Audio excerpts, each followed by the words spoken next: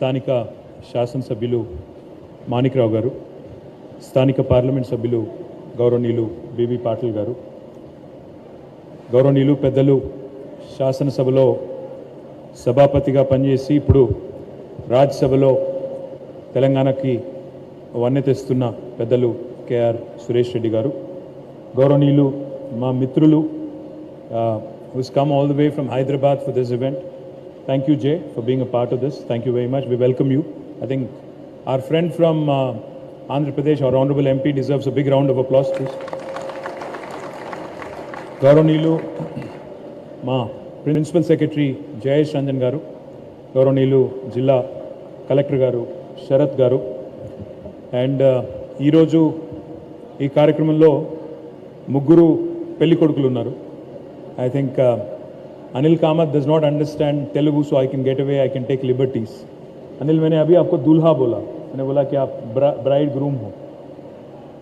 मुग्गुरु Pelli कोडुकुलु Anil Kamath garu, the MD of MG EV Park, గౌరవనీయులు మా సోదరుడు నువ్వు కనబడతలేవు సోదరుడు అమిత్ గారు of Vayu Motors, and then Rani Srinivas గారు ఆఫ్ 021.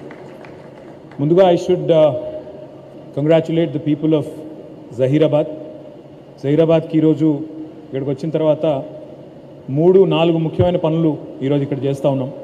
మొట్టమొదటిది 1,000 కోట్ల రూపాయల పెట్టుబడితో 511 ఎకరాల్లో వెమ్ టెక్నాలజీస్ యొక్క మ్యానుఫ్యాక్చరింగ్ ఫెసిలిటీ ఈరోజు ఇక్కడ భూమి పూజ చేయడం జరిగింది. రెండవది ఇక్కడ ఎంజీ ఈవీ పార్క్లో రెండు bright EV companies, both Vayu and 021, and I was amazed looking at the kind of products, kind of charging stations, kind of amazing things that they've done, and my compliments to Amit, compliments to Rani Srinivas and the entire team of Vayu and 021 on doing something truly astounding. And I'm even more impressed actually with what MG is doing. చూస్తుంటే ఆయన చెప్తా ఉన్నారు, హాలండ్లో నెదర్లాండ్స్లో అక్కడ ఉండే పశువులు ఏవైతే ఉంటాయో cattle, వాటికి సంబంధించిన క్యాటిల్ రూఫ్స్ చూపెట్టారు. పక్కనే తీసుకెళ్ళి సాబ్ అని స్వీడిష్ కంపెనీ ఉంది, దే మ్యానుఫ్యాక్చర్ మిసైల్స్. సో ఆ మిసైల్ యొక్క కేసింగ్ సిస్టమ్ కూడా తయారు చేస్తూ ఉన్నారు. సో మిసైల్స్ నుంచి పాడి పశువుల దాకా అన్నిటికీ సంబంధించిన కాంపోజిట్ మెటీరియల్స్ ఇక్కడ తయారు చేస్తున్నామని చెప్పారు. Very very impressive Anil, truly impressed. తర్వాత ఇది సురేష్ రెడ్డి గారు ఒక మాట అన్నారు, అన్ని పనులు చేసుకొని పోతూ ఇక్కడికి వచ్చారన్నారు. సార్ మేము పోతూ రాలేదు, ఇక్కడికి వస్తూ అక్కడికి కూడా పోయాం sir. I think the program mainly was around yours and then we added bunch of other things. The third thing and most impressive thing that I am in fact very proud to be associated with today is పక్కనే మహీంద్రా వారు tractors తయారు చేస్తూ ఉన్నారు. ఈరోజు మహీంద్రా యొక్క 300,000th tractor, అంటే 3వ లక్ష ట్రాక్టర్ని ఈరోజు మనం మార్కెట్లోకి విడుదల చేయబోతా ఉన్నాం. So all of them manufactured from Zaheerabad. I think that's extremely impressive, and I hope they also get in to electric vehicles, electric tractors, and they will also manufacture here. నాలుగవది, మా ఎమ్మెల్యే గారి నేతృత్వంలో, మా ఎంపీ గారి నేతృత్వంలో జహీరాబాద్ పట్టణంలో ఈరోజు ఒక 50 కోట్ల రూపాయలతో గౌరవ ముఖ్యమంత్రి గారు ఏదైతే మున్సిపాలిటీకి ముఖ్యంగా ఇక్కడ మౌలిక వసతుల కోసం డబ్బులు మంజూరు చేశారో దానికి సంబంధించిన కార్యక్రమం కూడా చేసుకున్నాం. So in one day we have done about 4 different things in Zahirabad, and I'm truly proud of the way Zahirabad is evolving, Zahirabad is developing, and Zahirabad is shaping up under the leadership of Honorable MLA and MP గారు చాలా చక్కగా చేస్తున్నారు. వారికి కూడా నా అభినందనలు. గౌరవనీయులైన ప్రజాప్రతినిధులు ఇంకా చాలామంది ఉన్నారు. మా ఎమ్మెల్సీ యాదవ్ రెడ్డి గారు, సుభాష్ రెడ్డి గారు, మా TSISC చైర్మన్ గారు, మా దేవేందర్ రెడ్డి గారు, తర్వాత మా క్రాంతి కిరణ్ గారు, మరొక దేవేందర్ రెడ్డి గారు, అందరూ ఉన్నారు. వారందరికీ కూడా హృదయపూర్వకంగా నా అభినందనలు. The subject that we're here to talk about is sustainability and mobility. అంటే మన తెలంగాణ కాదు, భారతదేశం కాదు, ప్రపంచం యొక్క భవిష్యత్ అంతా కూడా మనది డెఫినెట్గా రానున్న రోజుల్లో ఎలక్ట్రిక్ వెహికల్స్ చుట్టూ, సస్టైనబుల్ ఫ్యూచర్ చుట్టూ ముడిపడి ఉంది. ఈ మాట ఎందుకంటా ఉన్నా అంటే మీరు చూస్తూ ఉన్నారు ఏ రకమైన మార్పులు వాతావరణంలో వస్తున్నాయో మనందరం కూడా చూస్తూ ఉన్నాం.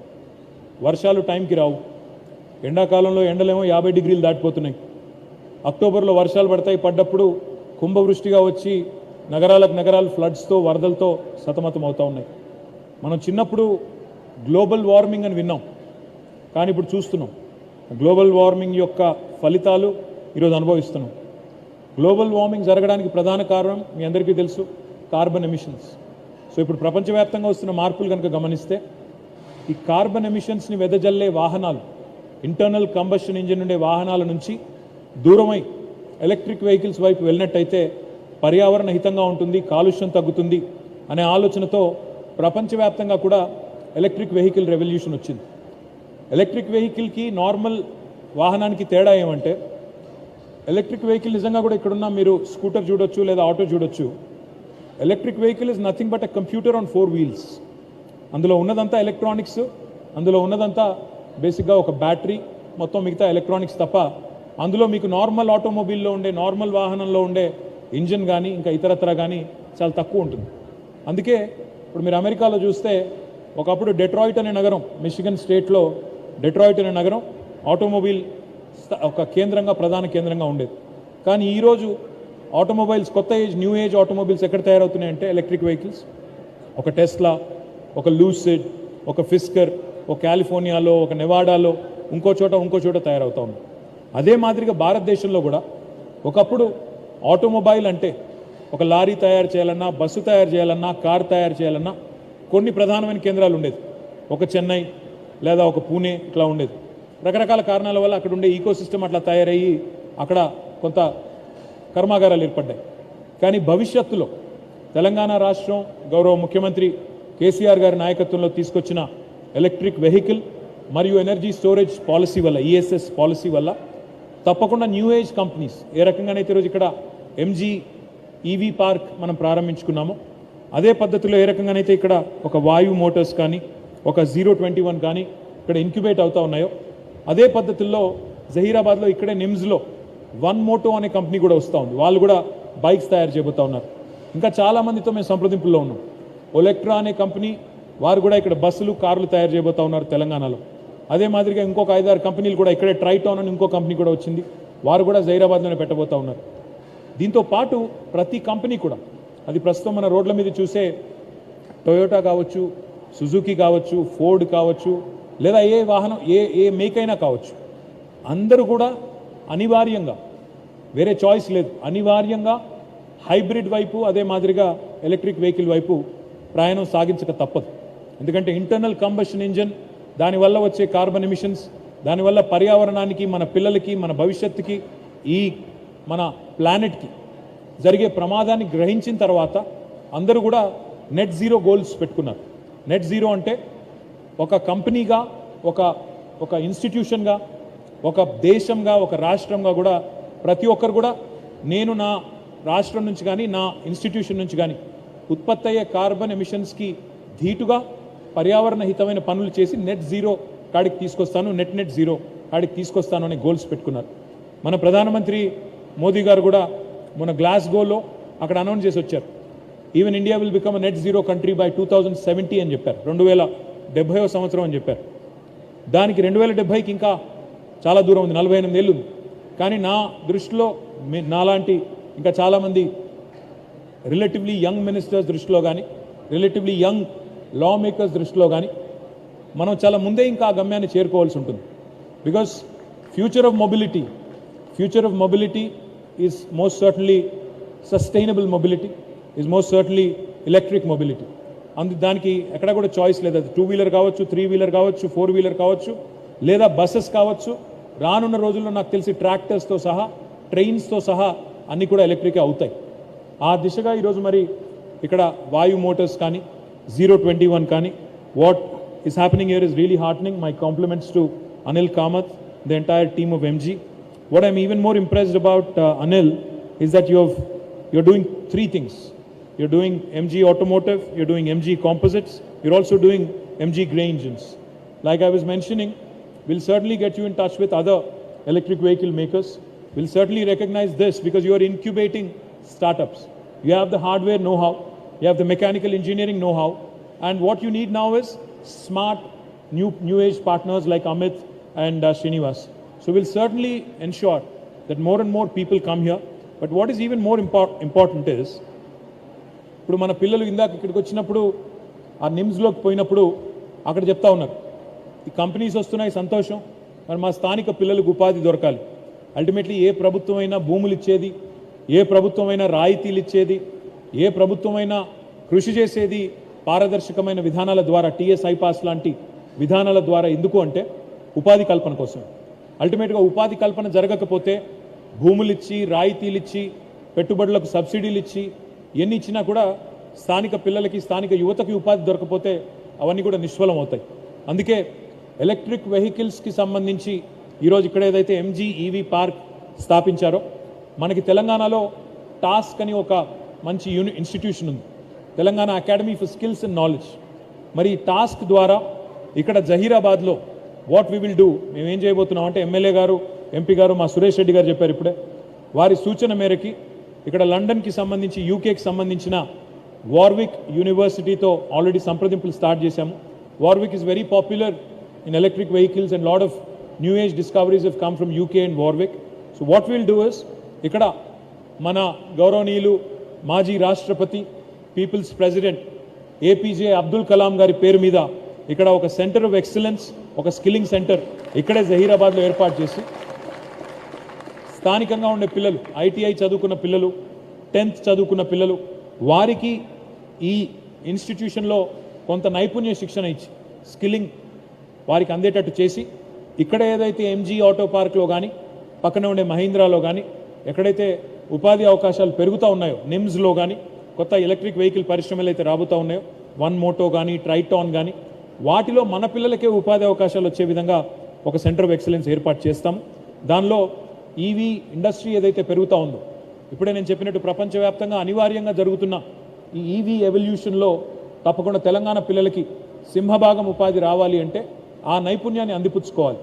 స్కిల్, అప్ స్కిల్, రీస్కిల్ ఎప్పటికప్పుడు అప్డేట్ చేసుకోకపోతే, మన ఫోన్లలో సాఫ్ట్వేర్ ఉంటుంది, ప్రతి 15 రోజులకు ఒకటి అందులో ఒక డింగ్ మన ఒక మెసేజ్ వస్తుంది, సాఫ్ట్వేర్ అప్డేట్ ఉంది, రాత్రి చేసుకోండి లేదా అర్ధరాత్రి చేస్తామని ఏదో మెసేజ్ వస్తుంది.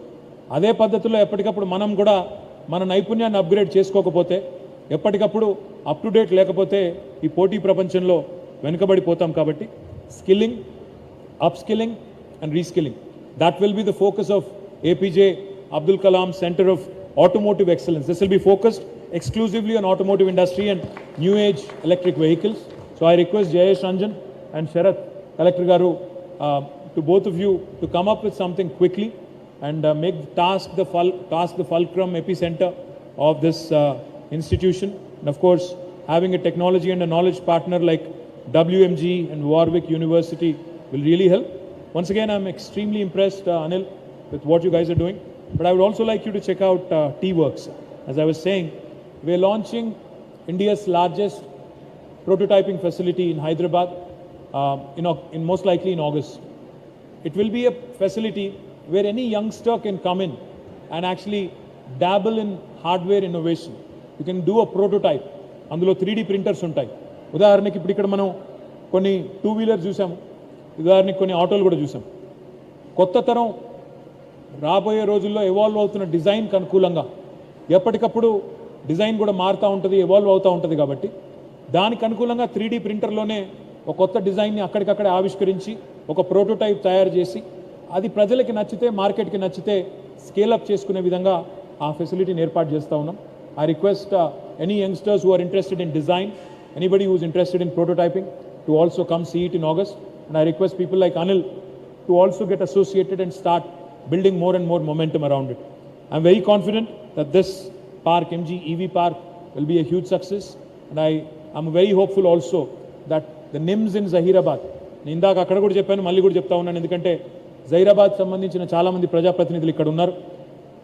ఈ ప్రభుత్వం, మీ ప్రభుత్వం, మన ప్రభుత్వం రైతుల పొట్టగొట్టే ప్రభుత్వం కాదు. రైతులను సాటిస్ఫై చేసి ఇక్కడ వారి నుంచి భూసేకరణ చేస్తున్నప్పుడు, ముఖ్యంగా ధరలు పెరిగినప్పుడు, మార్కెట్లో విలువలు పెరిగినప్పుడు భూమిని వదులుకోవాలంటే ఎవరికైనా బాధ ఉంటుంది.